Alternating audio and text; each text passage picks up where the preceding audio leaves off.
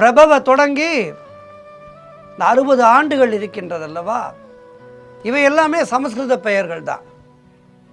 ஒரு சிலருக்கு தோன்றலாம், தமிழ் வருட பிறப்பு என்று சொல்கின்றீர்கள், சமஸ்கிருதத்திலே பெயர்கள் இருக்கின்றது என்று. நம்முடைய சனாதன இந்து தர்மமானது தமிழுக்கும் சமஸ்கிருதத்துக்கும் ஒரே ஒரு நிலைப்பாட்டை கொடுப்பதாகும். சமஸ்கிருதமும் தமிழும் சிவபெருமானுடைய உடுக்கையிலே இருந்து பிறந்த மொழிகள். ஆகவே இரண்டுக்கும் பேதம் கிடையாது. ஒன்று வேண்டுமானால் சொல்லலாம், இதனுடைய அர்த்தங்கள் நமக்கு தெரிந்தால் நன்றாக இருக்குமே என்று. அது நியாயமான ஒரு கேள்வி. அந்த வகையிலே இந்த பதிவு என்னவென்றால், இந்த 60 ஆண்டுகள் இருக்கின்றதல்லவா, இந்த 60 ஆண்டுகள் சமஸ்கிருத பெயரையும் தமிழ் அதற்கான தமிழ் பெயரையும் சொல்கின்றேன். இவற்றை குறித்து வைத்துக் கொள்ளுங்கள். இது நமக்கு மிக உபயோகமாக இருக்கும். ஆகவே இந்த 60 ஆண்டுகளுடைய தமிழ் பெயர்களை இப்போது பார்க்கலாம். சமஸ்கிருத பெயரையும் சொல்லி தமிழ் பெயரையும் சொல்கின்றேன், குறித்து வைத்துக் கொள்ளுங்கள். முதலாவது ஆண்டு பிரபவ ஆண்டு. இந்த பிரபவ ஆண்டை தமிழிலே நற்றோன்றல் என்று சொல்வார்கள். இரண்டாவது விபவ. இந்த விபவ ஆண்டுக்கு உயிர் தோன்றல் என்று சொல்வார்கள். மூன்றாவது சுக்கில.